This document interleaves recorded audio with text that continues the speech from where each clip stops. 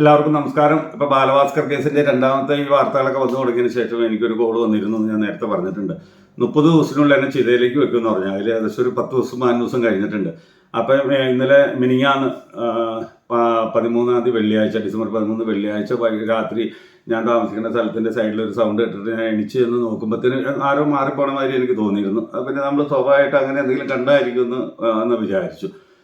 അപ്പോൾ ഇന്ന് വെളുപ്പിന്, അതായത് ഇന്ന് 14-ാം തീയതി ഇന്ന് വെളുപ്പിന് ഇവിടെ പോലീസ് പട്രോളിങ്ങിന് വരുമ്പോൾ ആ വഴിയുടെ സൈഡിൽ ആരോ ഒരാൾ നിൽക്കുന്ന കണ്ടു. അവർ വണ്ടി നിർത്തി ഇറങ്ങി വന്നതിന് 2-3 പേര് ഓടിപ്പോണ കണ്ടു എന്ന് പറഞ്ഞു. അപ്പം നമ്മളന്വേഷിച്ച് ആരോ വരുന്നുണ്ടെന്ന് നമുക്ക് മനസ്സിലായി. അപ്പോൾ ഇവർ വന്നത് എൻ്റെ രേഖകൾ വെച്ചാണ് ഫയൽ ഇവിടെ ഉണ്ടെന്ന് ആണെന്ന് എനിക്കറിയില്ല. എന്തായാലും ആ ഫയൽ ഞാൻ ലോക്കറിലേക്ക് മാറ്റിയിട്ടുണ്ട്. അത് അന്വേഷിച്ചിട്ടാണ് ഇതിന് വേണ്ടിയിട്ട് കയറാൻ നിൽക്കേണ്ട.